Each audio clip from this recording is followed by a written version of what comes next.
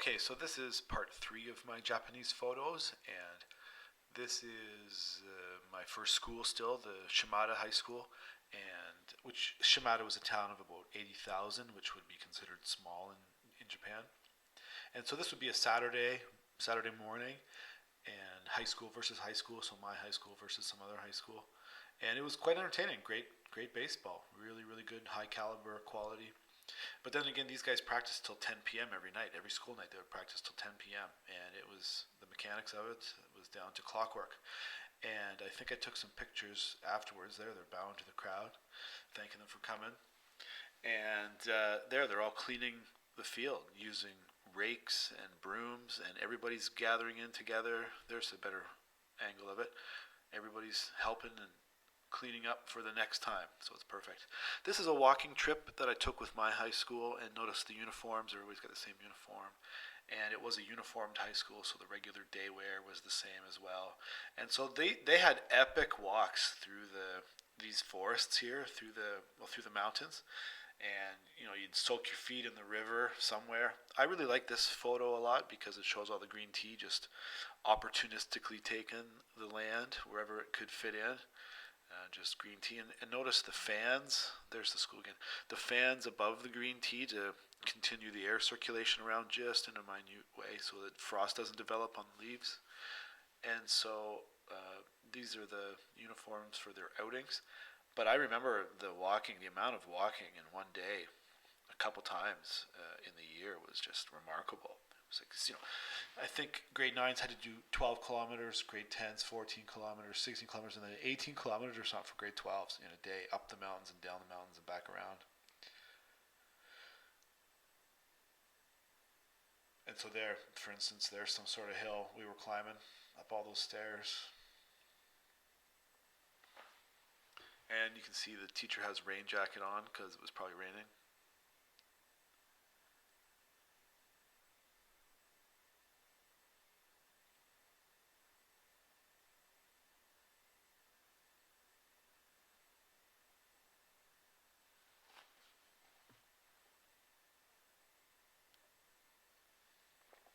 They were walking by somebody's green tea fields.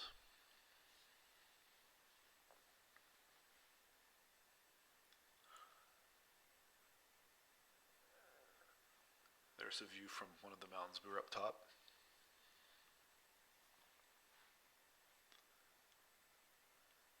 And I think actually this was the old way, the old road from the old capital in Kyoto to Tokyo.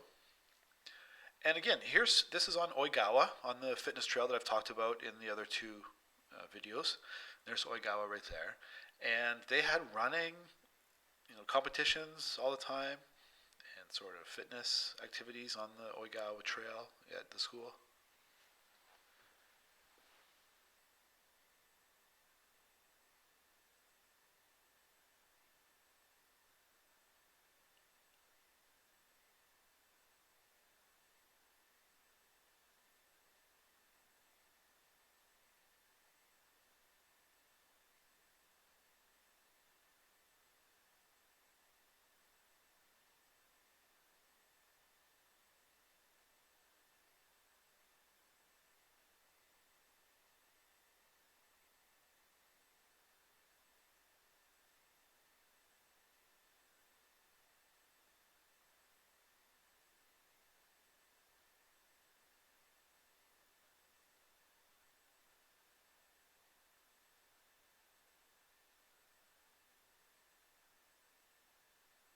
It was a really great trail as far as fitness was concerned, as biking and rollerblading. I was the only guy rollerblading down there, but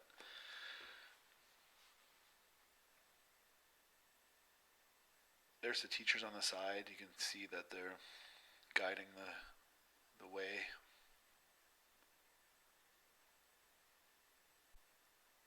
And so there's those concrete retaining walls on the side there.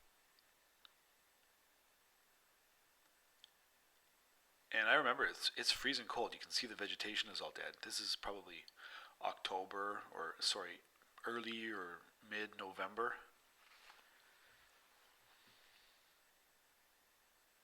And even though it was 0 degrees or above, so maybe 4 degrees, because it came off the ocean and it was a wet, humid, cold, and it was windy, it seeped through the house, and it was winters were still extreme. They were cold.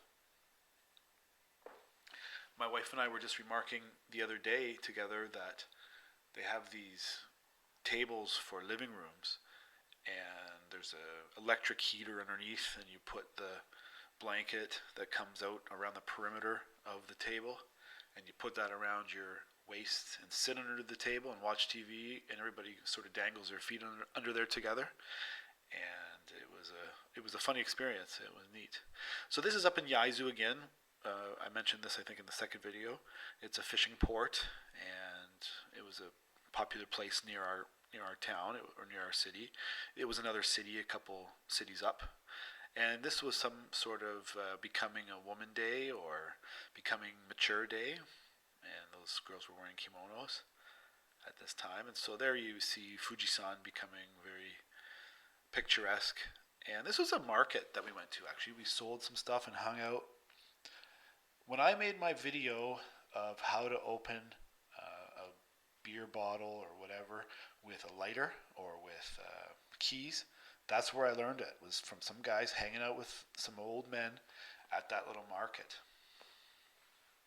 And they showed me, and we had a grand old time. So that's something that was really great over there, is how friendly everybody was, and everybody just got along, and it was, hey, have a good time.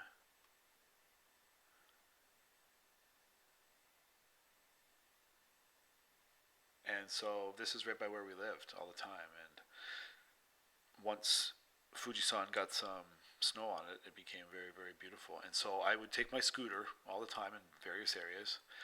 And so there's Oigawa going over to Kanaya, and there's from Kanaya looking over at Shimada. That's the smokestack over there is Shimada. There's you can see where I was talking about in my first video. You can see Mount Fuji from Kanaya, a really far distance, but only on a clear, clear day. So I took my scooter up there because it was so clear that day. And that's Shimada, my city. You can see my school over to the very left of the screen. And there's Oigawa in the forefront. But there was some sort of factory downtown or somewhere. I never really went over there and saw it. And in Oigawa-cho, which is just the next town over, and Cho means little town, so it's smaller than Shimada, they had a nuclear power plant. And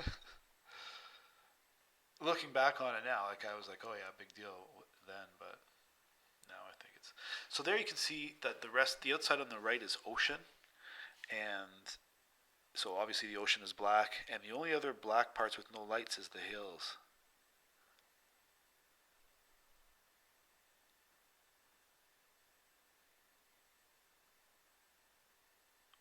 And so I would just take my scooter out and about, go for rides up various hills, take my camera and snap a few photos here and there. This is a rock climbing, or sorry, a mountain climbing club at my high school. We had a mountain climbing club, and I joined it, and we climbed a bunch of hills. And here's one of them. And this teacher had done K2 10 times or something like that. And he always said K2, or maybe it was 4 times, but he always said K2 was technically harder than Everest, and you know, whatever. But he would stop and show everybody how to look at different foliage and check your bearings, and it was a really neat club. And the kids in the club there's only 8 of them or something. They were just all really, really nice kids. This picture I really like because I was woozy following him. I was the guy following him, and I felt woozy because it was so much exercise. I still remember that kid's name that was in that first picture. Just the one before that one.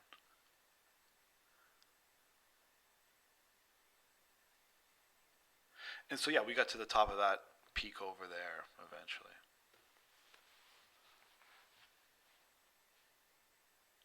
And so randomly up here, you'll find, see here we are at the top, and randomly up here, you'll find shrines, little Shinto shrines of beauty. I think there was one right here somewhere.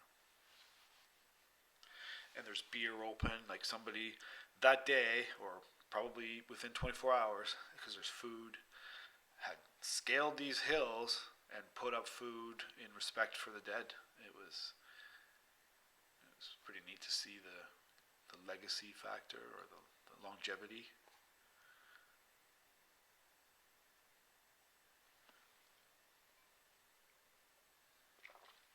There's Oigawa.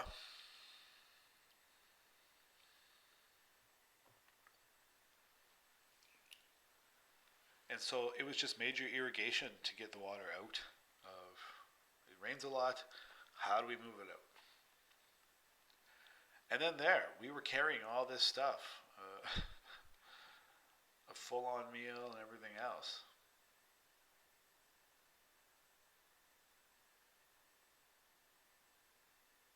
See, I think there you go. There's the temple, and there's the stuff. Oh, the bananas look a little bit older, but there's some fresh oranges. There's some candies. Usually there's cigarettes and various drinks, sake.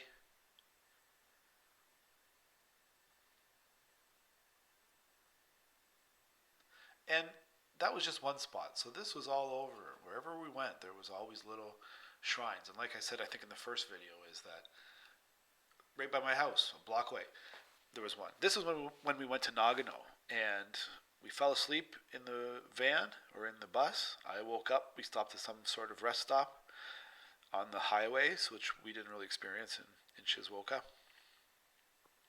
So we fell asleep, and a couple hours later woke up to mountains, and this was me outside the rest stop. I think this is our first or our first ski resort that we went to that day. There's the bus, the Hawaiian camper. Some guy just bought a bus somewhere, and it's kind of funny because it's snowing in Hawaii. Anyways, he bought a bus and he just drove up to various ski locations around Japan, took a crew and made a little bit of money on the side, and went up and skied. And so he took us because it was his son was friends with us. So we all went at cost or whatever. As far as I know, I don't know. And this was the dinner. I mean, it was prepared, and we were at a traditional. These are the onsens. That's just hot water bubbling out of the earth.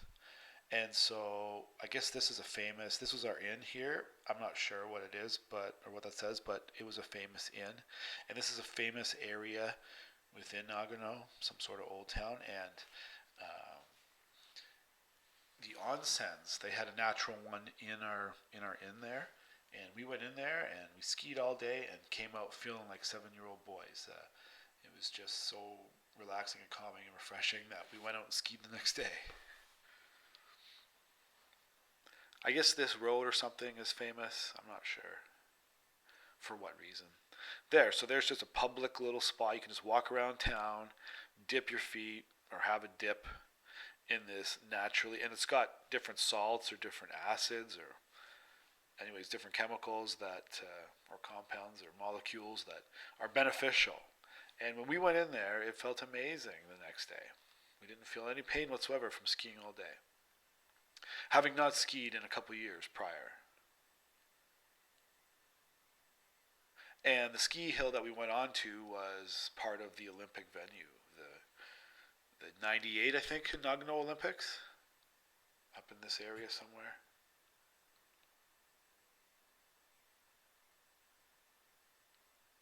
And in Shizuoka, where I lived, we didn't see any snow. And the kids, I think I said in the second video, the kids, as soon as it snowed one day out of 3 years, it shut school down.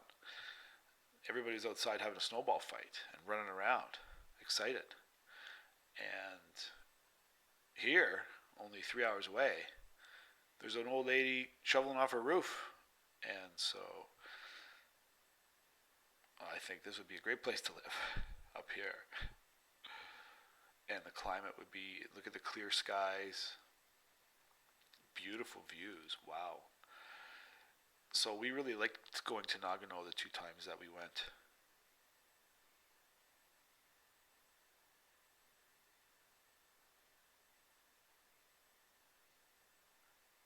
This is just the bus, the Hawaiian camper. And the guy was friendly. He said it paid for itself. There's the inn again. Uh, he said it paid for itself easily. The van. He just takes guests or even friends and it goes up and skis. Everybody has a good time, and it pays for itself. The bus.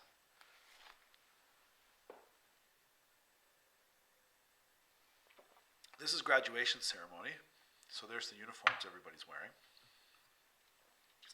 and there's everybody sitting on the floor, including. Oh no, they're sitting on chairs. That's the principal making a speech, and you can see the sign of, well, first of all, the flags of Japan, and then Shizuoka. That's the Shizuoka Prefecture state flag, and you can see it's a volcano. And it kind of has the main area on the left, and then the Izu Peninsula on the right, with Fuji coming up through the middle. So here's the graduates. And it was interesting, all retiring teachers at this time made a speech to the graduates, and I guess some years they wouldn't have any speeches from these retiring teachers, but the ones that I saw, they made elaborate 10-minute advisorial type speeches where they would go on and on about philosophy and stuff. And compared to retirement speeches that I've seen in my current profession, I don't see that at all. Anyways, there's some Sakura, which is cherry blossoms, and this happens in the spring. And then you do what is called hanami. Hana is flower, and mi is mite or mitai, and which is to see. So hanami is see flowers, but hanami I think means go out and sit underneath the cherry blossoms, enjoy them, enjoy the company, have good conversation, maybe drink some alcohol or have a picnic. And so it was really a go out and enjoy the beauty together type mentality. And they were all over. And it was in the pop culture as well. There was a PlayStation 2 that was in the Sakura color. People had cars or cell phones or whatever in Sakura. Also, Sakura was the color of Yakuza, which is the mafia. And so when we went to Shizuoka, we joined this massive gym. There's gray water. You can see the gray water floating by. That's what I used to swim in sometimes. And there's retaining walls out somewhere. Anyways, we were in a gym in Shizuoka, and I got a membership. I just said I signed up. Told my girlfriend go sign up. She went to sign up and had some sort of person that could speak English there, and they translated everything. And one of them was that she had a tattoo, and I have a tattoo, and they said you can't join because you are Yakuza, or that's our policy. There's our room with our cat. That was the top of the room. It was a small house, and wasn't exactly the cleanest at that photo. So, anyways, we both ended up quitting the gym and getting our money back. But I was offended, and that they would think that I am Yakuza and that their policies are so stringent or strict that they can't bend. And so that's another thing is that you couldn't really adhere. They had to adhere to. I'm not sure if that's the same now, but they had to adhere to the way it was written down. For instance, like I went to Denny's, and the meal at Denny's over in Fujieda was bacon and eggs with a coffee. And I said, hey, can I change that coffee to an orange juice, even though the coffee is more expensive than the orange juice and it works out cheaper for you guys? And they would say, no, we can't do this. We can't break this sort of the way. The odd time somebody would. Some cool guy would break the way. But anyways, that was something that we found funny, is that. So yeah, basically Yakuza was Sakura color pink. And that was a Ferrari. You'd see so many nice cars, so many Nissan NSXs and various really nice cars and really done up cars. I didn't take any of like Snoopy or some sort of van that had wings and a bumper that spread out. And so those final pictures are just of around my house, them cleaning out the rice paddies that I think are in the second or the first video right by my house, right at somebody's house.